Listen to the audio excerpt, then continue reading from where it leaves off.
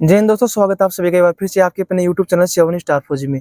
तो भाई एसएसजी के बारे में आज हम फिर से इस वीडियो में बात करने वाले हैं। तो जो 2025 वाले बच्चे हैं वो भी इस वीडियो को देख सकते हैं और 2024 वाले के लिए तो मोस्ट इंपोर्टेंट वीडियो होने वाला है।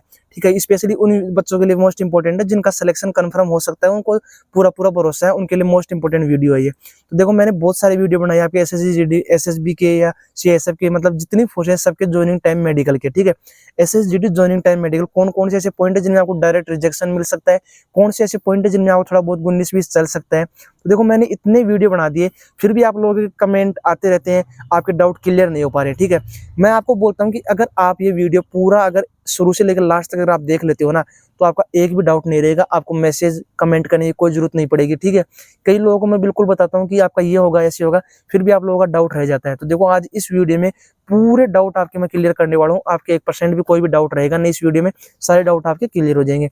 लेकिन भाई वीडियो पूरा लास्ट शुरू से लेकर लास्ट तक आपको देखना पड़ेगा। और वीडियो अगर आपको अच्छा लगता है तो भाई चैनल को सब्सक्राइब कर दिया करो, लाइक शेयर कर दिया करो वीडियो को। और जिन लोगों के अगर कोई डाउट फिर भी बच जाता है तो भाई अपनी इंस्टाग्राम आईडी मैंने मेंशन कर रखी है, यूट्यूब चैनल में मैंने मेंशन कर रखी है, डिस्क्रिप्शन में जो व्हाट्सएप का लिंक है वो भी मैंने मेंशन कर रखा है। तो आप लोग मैसेज करके इंस्टाग्राम पे फॉलो करके वहां पे मेरे से पता कर सकते हो, जो भी आपका डाउट रहता है सारे डाउट क्लियर हो जाएंगे। ठीक है, देखो इस वीडियो में बात करता हूँ कि एसएसजी ज्वाइनिंग टाइम का मेडिकल।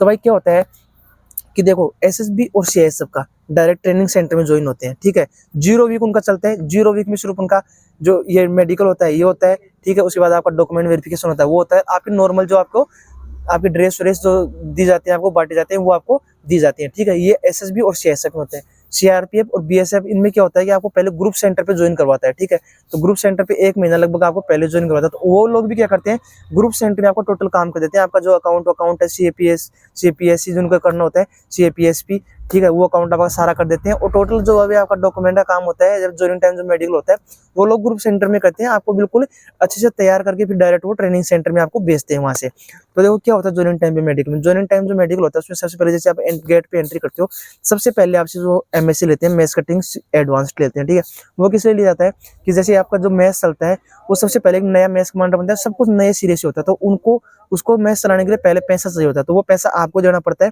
फिर वो पैसा आपको मिलता है, आपकी सैलरी में पैसा वो आता है। ठीक है, तो कम से कम 5,000 रुपये आपसे वहाँ पे लिए जाएंगे, वो पैसे फिर आपके सैलरी में आपको मिल जाते हैं। ठीक है, तो अब देखो जैसे आप एंट्री करोगे, दूसरे दिन आपका नॉर्मल वहाँ पे जो पीटी वीटी होगी वो करो ट्रेनिंग। 0 वीक में आपका नॉर्मल होता है, कुछ भी नहीं होता, ट्रेनिंग वेनिंग कुछ होती नहीं, डॉक्यूमेंट वेरिफिकेशन वगैरह होते हैं। तो आप सबको ले जाया जाएगा वहाँ पे, तो आपको डॉक्यूमेंट वेरिफिकेशन होता है, या फिर किसी आधे बंदों का डॉक्यूमेंट वेरिफिकेशन करेंगे, आधे बंदों का मेडिकल करवाएंगे। तो मेडिकल में क्या होता है, सबसे पहले आपकी देखो वहाँ पे हाइट होती है। ठीक है, चेस्ट वेस्ट नहीं देखते, कई जगह देख लेते हैं, वेट आपका करवाएंगे, आपकी ब्लड टेस्ट करवाएंगे। ये सब होने के बाद आपको जो डॉक्टर साहब जो कमांडेंट होते हैं, कमांडेंट रैंक का होता है, कहीं डिप्टी रैंक होता है, उसके पास आपको भेजा जाता है, तो वो आपको चेक करता है। ठीक है, तो वो ऑफिस में आपको अकेले रहते हो तो वो आपको वहाँ पे चेक करता है। तो उसमें देखो मोस्टली क्या देखता है डॉक्टर कि अगर आपको पूरे कपड़े, कई जगह पूरे कपड़े खुलवाता है, कई जगह पूरे कपड़े नहीं खुलवाता है, तो वो डॉक्टर के ऊपर डिपेंड करता है। मोस्टली क्या देखता है कि डॉक्टर कि कहीं आपका कहीं एक्सीडेंट तो नहीं हुआ है, एक्सीडेंट हुआ है आपके कहीं हाथ पैर टूट तो नहीं गया। ठीक है, वो मोस्टली डॉक्टर वहाँ पे चेक करता है कि कहीं आपका हाथ टूट गया, कहीं पैर टूट गया हो, कहीं किसी का प्लास्टर हो गया हो, किसी की रोड डल रही हो। ठीक है, वो चीज़ मोस्टली वहाँ पे डॉक्टर चेक करता है। तो उसमें क्या होता है ना कि जो बंदे मेडिकल के बाद जिनका मतलब कंफर्म लगता है कि हमारा सिलेक्शन हो जाएगा, तो वो कहीं बाइक वाइक चलाते हैं ज़्यादा, तो कई बार एक्सीडेंट हो जाता है। तो भाई उससे आपको बाइक से बिल्कुल बच के रहना है, बाइक वाइक से बिल्कुल दूर रहना है, एक्सीडेंट से थोड़ा बच के रहना है। ठीक है, तो उस मेडिकल में क्या करते हैं, आपका हाथ चेक करेगा, आपका पैर चेक करेगा। ठीक है, ज्यादातर वो यही चीज चेक करता है। उसके बाद बताता हूँ कि जो लोग बोलते हैं कि सर आंखों की चेक करता है कि नहीं करता, भाई कलर ब्लाइंडनेस वाले थोड़े सतर्क रहना।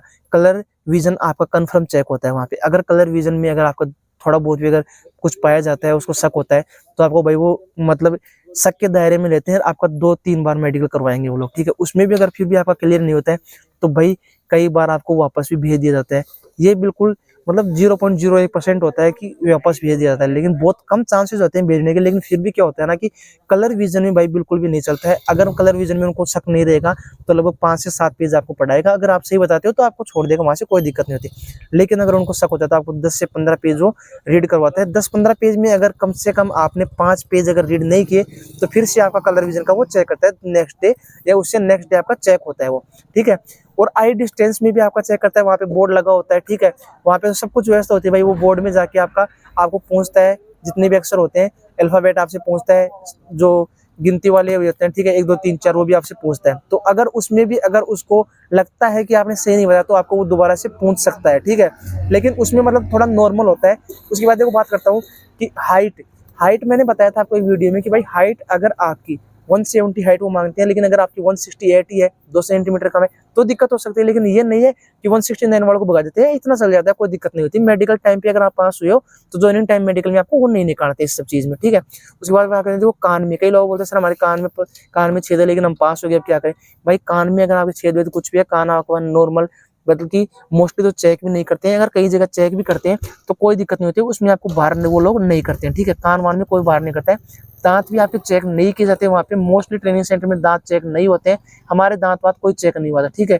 उसके बाद एक बात करता हूँ कि अगर मेडिकल वहाँ पे जाते हो तो आप जैसे मेडिकल आपने यहाँ करवाया था जीडी का, उसी तरह आपको ज्वाइनिंग टाइम पे करवाना है पूरा मेडिकल। शरीर की पूरी साफ सफाई रखनी है, बाल वाल अच्छे से काट के जानी है, अपने अंडर आर्म्स के सारे साफ सफाई आपको करके जानी है।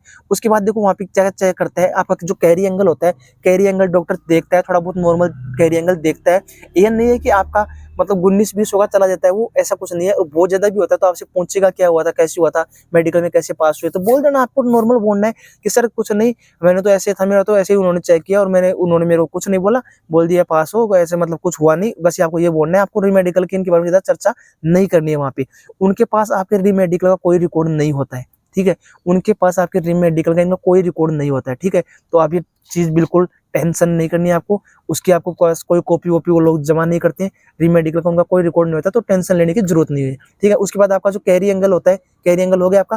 उसके बाद आपका नोकनी वो लोग थोड़ा बहुत देखते हैं, ठीक है। नोकनी आपका मतलब जो लोअर वोवर होगा आपको खुलवा के फिर देखते हैं, लेकिन उसमें भी आपको कुछ नहीं बोल रहे हैं। थोड़ा बहुत अगर 19-20 होता है तो चल जाता है, कोई दिक्कत नहीं होती है, ठीक है। उसके बाद क्या होता है, जो लोग बोलते हैं सर अंडर आर्म्स की या जो भी चेक करते हैं उनको अच्छे से चेक करते हैं कि भाई उन वहाँ पे आपको कोई चेक नहीं होता है, बस वो कपड़े इसलिए निकलवाता है कि कहीं आपने कोई ऑपरेशन तो नहीं करवाया है। ज्वाइनिंग होने की से पहले जस्ट पहले आपको कोई ऑपरेशन नहीं करवाना है बिल्कुल भी, ठीक है। ऐसा कोई काम आपको नहीं करवाना जो आपको ट्रेनिंग में दिक्कत करे। हाँ, जो ऑपरेशन अगर आपका 1-2 महीने में बिल्कुल सही हो जाता है वो ऑपरेशन आप करवा सकते हो, उसमें कोई दिक्कत नहीं है। वो अगर अभी चाहो तो अभी करवा लो, कि बाद में आपकी ट्रेनिंग होगी तो वहाँ पे दिक्कत हो सकती है। दूसरी बात, अगर आप कोई ऑपरेशन करवा के जाते हो वहाँ पे आपकी ट्रेनिंग में दिक्कत आती है तो आप ट्रेनिंग नहीं करते हो। ट्रेनिंग से अगर आप जितने दिन की आपकी ट्रेनिंग होती है उसका 10% अगर आप आउट हो जाते हो, जैसे 300 दिन की ट्रेनिंग है, अगर आप 30 दिन अगर आउट हो गए, ठीक है, तो 30 दिन अगर आउट हो गए तो आपका बिल्कुल ट्रेनिंग से आप बाहर हो जाओगे, दोबारा आपको ट्रेनिंग करनी पड़ेगी। अगर एक बार बाहर हो गए, दूसरी बार में आपको ट्रेनिंग कन्फर्म क्वालिफाई करना ही पड़ेगा, दूसरी बार से ज्यादा मौका आपको नहीं मिलता है। 2 बार में भी अगर आप फेल हो तो फिर आपको घर भेज दिया जाता है, ठीक है। ये चीज का ध्यान रखना है। कोई भी ऐसा ऑपरेशन जो आपको बाद में दिक्कत करे ट्रेनिंग में, वो आपको भी नहीं करवाना है। ऑपरेशन से आपको बच के रहना है। दूसरी बात कि अगर ऐसी कोई चीज है कि उसका ऑपरेशन कराए बिना आप ट्रेनिंग नहीं कर सकते हो तो भाई उसका ऑपरेशन अभी करवा लो। बता रहा हूँ आपको, बाद में लेट मत करना, अभी ऑपरेशन करवा लो। शुरू के 10-15 दिन तक आपकी ट्रेनिंग में चल जाता है नॉर्मल, कोई दिक्कत नहीं होती है। वहाँ पे स्टाफ आपका सपोर्ट करता है, चला लेता है, ठीक है। अभी से ऑपरेशन करवा के जाओगे तो बाद में आपको कोई दिक्कत नहीं होगी। अभी ऑपरेशन करवा के जाओगे तो बाद में आपका लगभग सही हो जाएगा सब कुछ, ठीक है। वो मोस्टली चेक करते हैं आपके टूट फूट शरीर में, ठीक है। उसके अलावा कोई ज्यादा चेक नहीं करता है, ठीक है। अब आपको बताता हूँ कि कौन सी सावधानी आपको बरतनी है वहाँ पे। भाई सबसे बड़ी आपको, अगर कलर विजन में आपको प्रॉब्लम है, मैं बोल रहा हूँ कि 500-1000 में से 1-2 बंदे को बाहर भेजते हैं। वो किसको भेजते हैं, जिसका बहुत ही मतलब बिल्कुल जो पैसे देके वैसे भर्ती हो गया है। तो भाई अगर आप भी पैसे देके कुछ करके आए तो फिर भी आपको एक सलाह देता हूँ कि भाई अपना कलर विजन का थोड़ा सा प्रैक्टिस करके जाओ। आई डिस्टेंस की अगर आपको दिक्कत है तो भाई आई डिस्टेंस का भी थोड़ा प्रैक्टिस करके जाओ, रट्टे मार के जाओ, कुछ भी करके जाओ। अगर 10 में से आपने 3-4 के सवाल जवाब दे दिया ना तो कंफर्म आप पास हो, कोई आपको बाहर नहीं निकलेगा। थोड़ा रट्टा मार के जाओ, सबकी नजर में उनके बिल्कुल भी भाई मत आना, ठीक है। और जो डोमिसाइल वाले बंदे हैं उनको भी ये बोलूंगा भाई डोमिसाइल में थोड़ा बच के रहना अच्छे से, ठीक है। दूसरी बात ये कि अगर आपको ज्वाइनिंग मेडिकल की अगर चिंता भाई थोड़ी बहुत भी है तो आपको ये बोलूंगा मैं कि भाई बाइक से बिल्कुल दूर रहना। अगर आपका हाथ पैर टूट गया, रोड वोड डल गई, ठीक है, तो भाई आप वहां से डायरेक्ट डिस्क्वालीफाई हो जाओगे, आपको घर भेज दिया जाएगा। ज्वाइनिंग टाइम मेडिकल में ये चीज कन्फर्म ध्यान रख के जाना कि भाई हाथ पैर को सलामत रख के जाना। वो लोग सबसे ज्यादा हाथ और पैरों को देखते हैं। हाथ पैर अगर आपके सलामत है तो कोई दिक्कत नहीं। फौज में बोला जाता है कि आपके हाथ पैर सलामत है, मतलब आपका शरीर अगर सलामत है तो सब सलामत है। अगर शरीर आपका सलामत नहीं है तो कोई आपका साथ नहीं देगा, वहां पे सब आपका लोग साथ छोड़ देंगे। और ऐसा होता नहीं कि अगर आपका मान लो हाथ पैर में टूट फूट हो गई है तो भाई फिर आपको वहां पे डायरेक्ट डिस्क्वालीफाई होगा। दूसरा, कलर विजन में आपको डायरेक्ट डिस्क्वालीफाई कर सकता है, ठीक है। ये 2 पॉइंट मैंने जिनमें आपको डिस्क्वालीफाई कर सकता है। पहला कलर विजन, कलर विजन में क्यों करते हैं उसका रीजन होता है कि कलर विजन में जब आप फायरिंग करते हो, ठीक है, तो कलर विजन का बहुत इंपॉर्टेंट चीज होती है। जब आपकी कलर विजन होगा ना, तो कैमो जो भी टी शर्ट होती है, जो जितने भी आतंकवादी जो भी कुछ होते हैं वो सब कैमो पहनते हैं, ठीक है, फौज की तरह। तो वो आपको बिल्कुल भी अदृश्य रहेगा, आपको दिखेगा नहीं कैमो में, आप पहचान नहीं कर पाओगे कौन कहाँ पे कैसा है। इसलिए कलर विजन अच्छे से चेक होता है। दूसरी बात, ये ट्रिगर वाली जो अंगुली होती है भाई, ये भी अगर टूट फूट अगर कुछ हो गई तो इसमें आपको डायरेक्ट डिस्क्वालीफाई कर सकते हैं, ठीक है।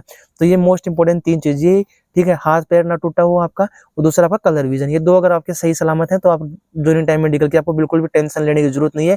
चाहे आपकी आई हो आपकी वो 6/12 हो, चाहे कितनी भी हो, आप अगर पास हो गए एक बार तो वहां जाने की, वहां पे आपको दिक्कत लेने की जरूरत नहीं है, ठीक है दोस्तों। आशा करता हूँ कि इस वीडियो में आपके सारे डाउट क्लियर हो चुके होंगे। पिछले वीडियो में जो डाउट क्लियर नहीं थी वो अब क्लियर हो चुके होंगे। अभी भी अगर आपका कोई डाउट बचा हुआ है तो आप इंस्टाग्राम आईडी पे मेरे को मैसेज कर देना, वहां पे आपको मैं रिप्लाई कर दूंगा। इंस्टाग्राम आईडी अपनी 7 स्टार फौजी के नाम से, चैनल की डिस्क्रिप्शन में आपको इंस्टाग्राम आईडी मिल जाएगी। अगर वीडियो आपको अच्छा लगा हो तो चैनल को सब्सक्राइब कर दो, वीडियो को लाइक शेयर कर दो। फिर भी अगर कोई कंफ्यूजन रहता है तो या तो इंस्टाग्राम पे पूछो, जब भी मैं लाइव आता हूँ चैनल को सब्सक्राइब करके रखो, लाइव आता हूँ, लाइव में अपने से आप जो भी आपके डाउट रहते हैं वो आप डाउट मेरे से पूछ सकते हो, हर सवाल का आपको जवाब मिलेगा कन्फर्म, ठीक है दोस्तों। जय हिंद, जय भारत।